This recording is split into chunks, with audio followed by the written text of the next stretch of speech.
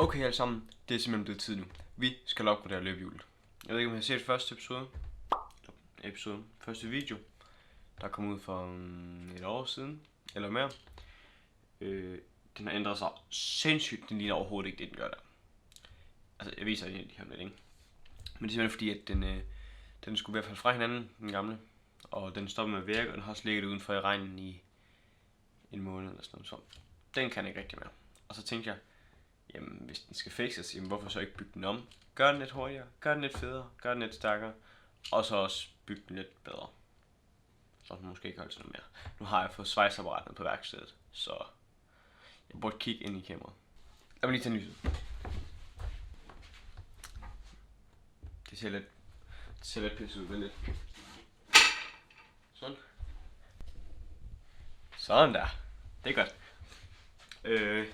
Ja, så den skal, den skal simpelthen opgraderes. Jeg har prøvet at lave lidt en tegning på min iPad. Det jeg har gjort der, jeg har simpelthen lige prøvet at tegne nogle tegninger. Altså lige nu der, som I kan se derude, så den er mega wack.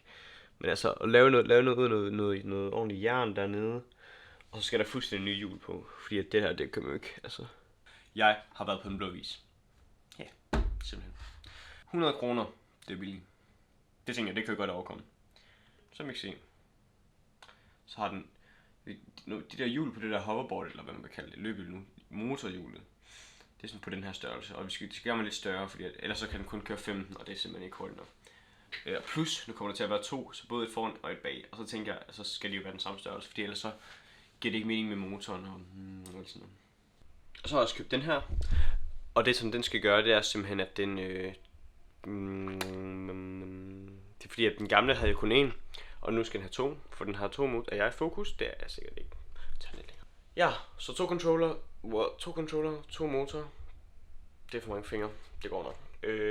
Sagen er, at den kommer til at være hurtigere og bedre og flottere og sejere, og det bliver fedt. Jeg tænker bare, at I følger med her, når det næste sker i bloggen, videoen. Jeg ved ikke, hvad det er. Okay, farvel. Okay, altså, vi fik cyklen. Det var godt nok ikke helt den, som der var på det, der jeg viste jer før på Den Blå Avis. Men det ser godt nok.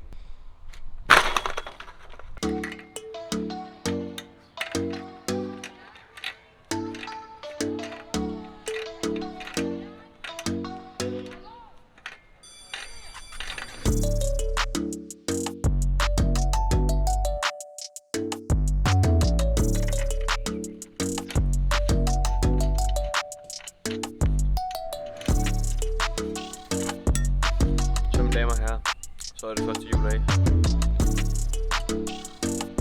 Nu skal jeg stille kamera.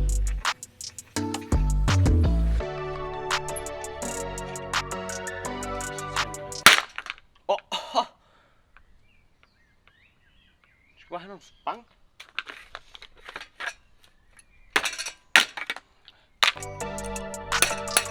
Ja. Det var lækkert, hvis den bare faldt ned, det vil se godt ud. Hjul, se. Det virker.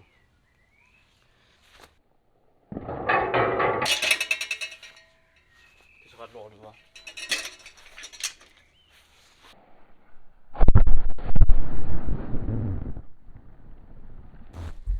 Åh nej! Okay, så tænker jeg simpelthen nu, at jeg får solen i øjnene, men jeg tænker også, at jeg gider vise jer mig, der tager slangerne og dækkene af den der, fordi det er lidt kedeligt. Så det jeg gør nu, der jeg tager slangerne af, og jeg tager dækkene af. Og så tænker jeg måske, at jeg fjerner de der æger der i hvert fald. Målet er jo, at vi skal have de her hjul ind i. Altså det er så lige nu, det der sidder der, ikke? Så ja. Nu har jeg så tænkt mig at skille det gamle løbehjul ad, fordi at ja, det skal jo gøres, inden det nye kan blive monteret på.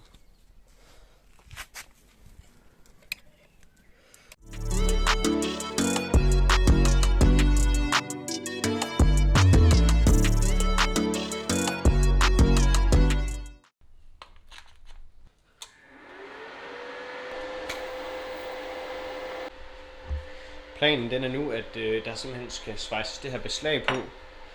Det skal vi på her lige for enden, så vi kan få hjulet monteret. Og det skal lige siges, at jeg virkelig jeg er pisse til at svejse. Jeg har prøvet det en gang før, så nu er med hate, fordi at jeg er dårlig til at svejse, så ved jeg det. Okay, så fyrer vi.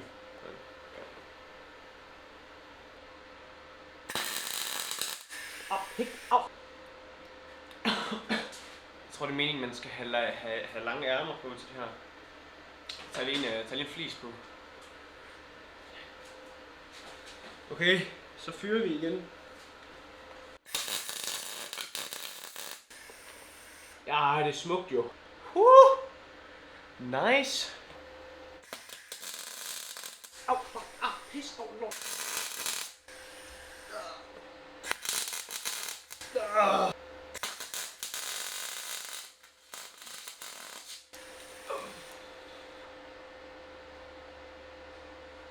Det dufter ret godt. Ramte ikke fed skidt i den. Pis. Ja, ved du hvad, den sidder der. Den er fin, den sidder der, ikke? Det er lækkert. Det er sådan, det skal være. Jeg kunne ikke finde nogen høreværner, men jeg fandt den her, og der er nogen på. Jeg tror, den er lavet til at klippe hæk med eller sådan noget, men sådan. Ja, perfekt.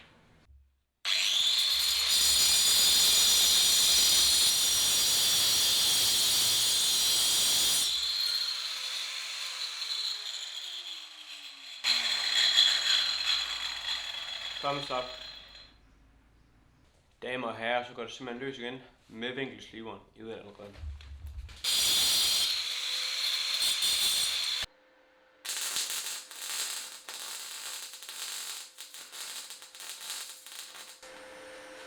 brænder! Det brænder!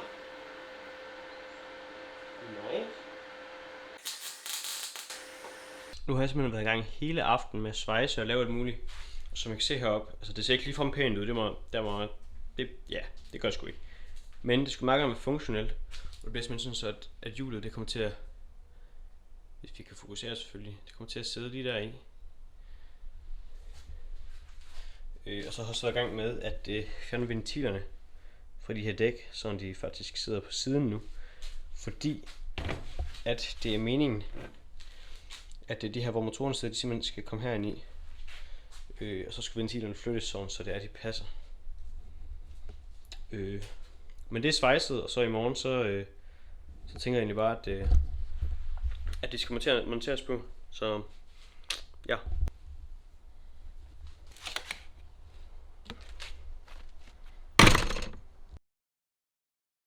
Nu har vi så fået sat hjulet på det andet hjul, og det har vi simpelthen klemt ind, og så har vi også limet det.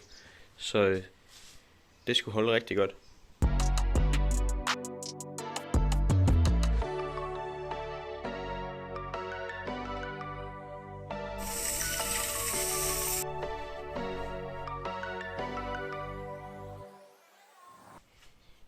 Den er simpelthen blevet slippet nu. Det har alle sammen lige fået en tur med den her. Og så er det simpelthen blevet ren metal, som der er klar til at blive malet. Nu er vi så lige med at prøve at sætte baghjul på. Og det bliver simpelthen bare skruet på her med en bolt.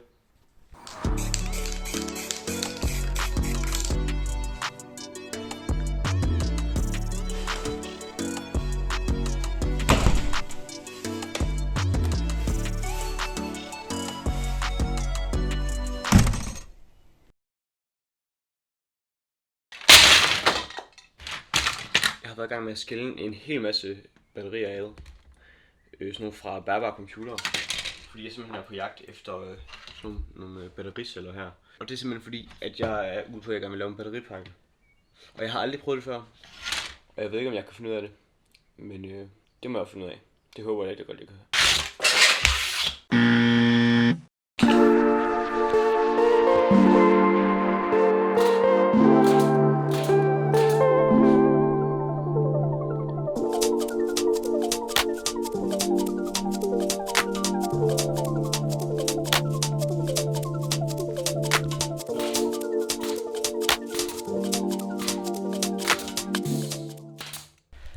Det som vi er ved at lave nu, det er simpelthen, at mig og min far vi er ved at lave kassen, hvor batterierne og sådan noget skal være i. Så vi kan se hernede, jeg har ingen anelse om at optage lige nu, jeg kan ikke selv se det. hernede, der kan jeg så se den. Vi har så været i gang med at lime den og fylde nogle søm i med svømmestol.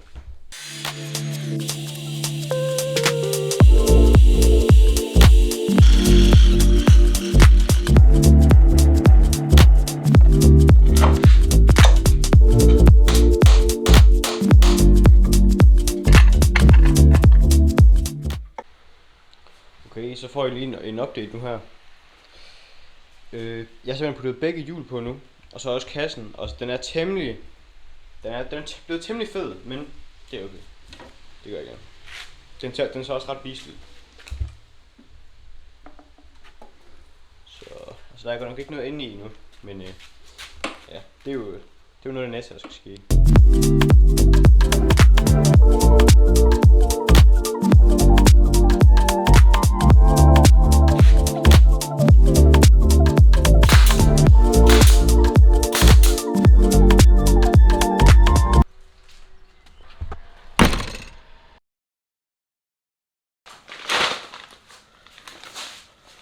Der kom en pakke.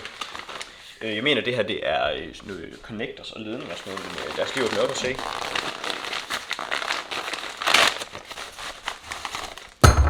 Ja. Bum. Masser af ledninger. Jeg tror der alt i alt er der sådan 20 meter. Der er temmelig meget. Og så er der de her XT60 connectorer. Så vi er klar til at bygge. Jeg ved ikke om I kan se oppe i baggrunden. Jeg har faktisk fået malet den. Det har jeg ikke filmet. Det må de ikke se. Det var hemmeligt. Nej. Men det har jeg gjort. Og nu skal jeg til at lave en hel masse det her wiring. Mærkeligt I ikke kan se mit ansigt, når jeg taler. Jeg bare sådan står her. Godt så. Yep. Det var mig og min far og hele resten af min familie. Vi var på Færøerne. Husk at se videoen. Er på min YouTube-kanal, ikke? Rigtig god video. Så købte vi det her. Fordi det havde de i en butik. Sådan noget anti-slip noget. Så det tænker jeg, at det kan komme på der, hvor man står. Så det er sådan lidt... det er så lidt mere legit, føler jeg. Så det prøver vi lige.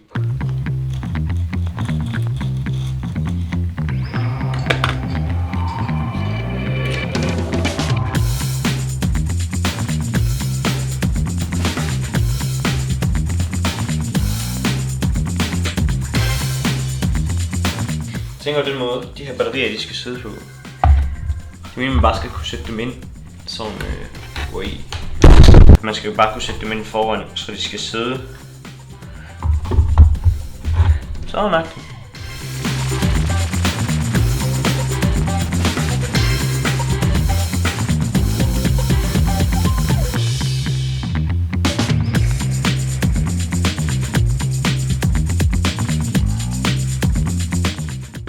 Ja, godmorgen. Her er det så, ja, jeg ved ikke hvad jeg skal sige. Jeg har det her værktøj, han lige på fly. Nej. Ja, det er så til videoen med løbehjul. Nå. Der er gode nyheder, fordi det her, det kan se, der er ikke fokus på det, men der står GLS. Så pakken er ankommet. Så den lige kommet på posten. Vi unboxer. Det er unboxing det her. Axel går han får, ja. Godt til lyde. Jeg tror det er sådan, jeg er fucking cuttet det.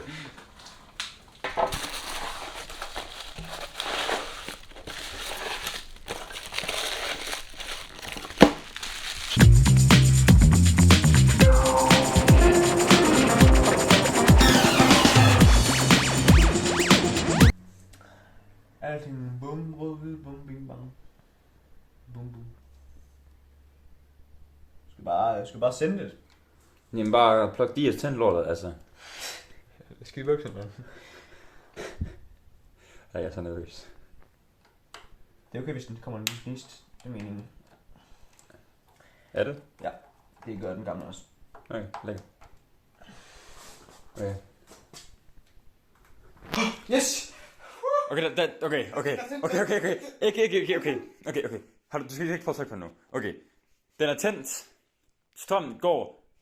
Den siger 1,07, det kan det betyder. Okay. Det er jo fra, men det virker ikke. Okay. Skal vi prøve at se, hvad der sker, hvis jeg trykker? Okay, hvis jeg trykker. Ja. Det lyder lidt mærkeligt. Men den kører. Det er som forhjulet. Ja, den her. Den her. Prøv at... Jeg tror det er forhjulet selv er wonky. Lige fremtids Jakob her. Det viste sig, at det med, at den sagde en mærkelig lyd, det var fordi, at der var en ledning, der også med bare faldt af. Det der sidder sådan en sensor til hjulet for at måle hastighed og så videre. Og det var simpelthen bare faldet af, og så kunne den ikke helt forstå, hvad der skete. Så den kom bare på igen en ledning, og så virkede den. Tjek. Spil resten af videoen.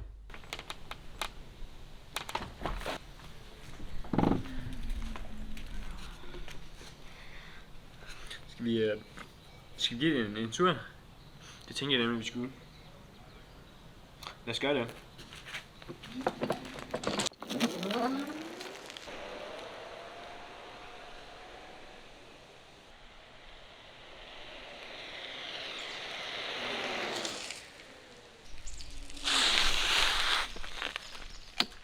Altså, den blev temmelig hurtig, og den er meget stærkere end den gamle.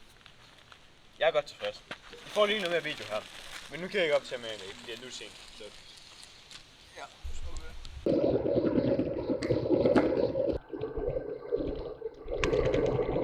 vi har været ude og købe en lader mere og 2 batterier mere. Du kan køre rigtig langt på en opladning. Men så tænkte jeg, at nu hvor vi har en lader mere, så vi har allerede 3 derhjemme, det har den fuldt bare med, fordi så kunne det være, at man kunne indbygge den i løbehjulet. Så man bare kan sætte strøm til den, og så lader den batterierne op ind i, og så skal man aldrig tage dem ud. Så det prøver vi lige at vi kan få til at virke.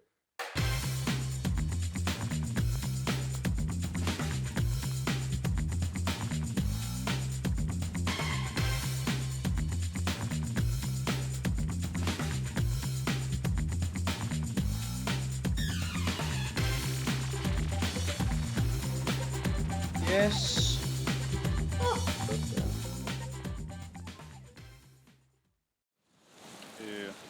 Den er færdig nu, sådan nogenlunde stort set. Altså, jeg har malet lidt rundt omkring. Vi kan køre omkring 35 km/t, bare sådan lige ud af vejen.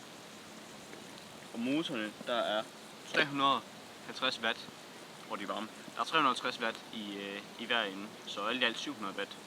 Og den kan godt pike, lige når man giver den gas, så piker den op til det dobbelte af det, hvilket er 1400 watt. Så det er temmelig stærkt. I forhold til normale elløbehjul, det er 260 watt. Så den kører virkelig hurtigt. Og i modsætning til før, hvor det andet hjul var langt større, så er begge hjulene nu blevet lidt mindre, og der er jo 2. Så den trækker cirka 3 gange så meget, som den gjorde før. Jeg ved ikke, om I kan høre det regne, men det gør det altså. Og jeg har regnet ud til, at den kan køre omkring 30 km på de batterier, jeg har. Fordi der sidder 2 batterier i ad gangen. På hver af de batterier kan jeg køre 10 km, hvis jeg kører sådan i... Der er sådan 3 forskellige gear på. Og så hvis jeg kører i anden gear, hvilket er sådan mellem normal hastighed, det er om 25 km/t, så kan jeg køre 10 km på 2 batterier. Og siden der er 6, så kan jeg køre til 30 km. Så som I nok lige har set i noget video, der har jeg jo også indbygget en lader i nu, så man skal ikke til at tage batterierne ud, når man gerne vil lade dem. Så alt i alt så er jeg virkelig godt tilfreds med det her projekt, og det er simpelthen den er blevet meget bedre end den gamle.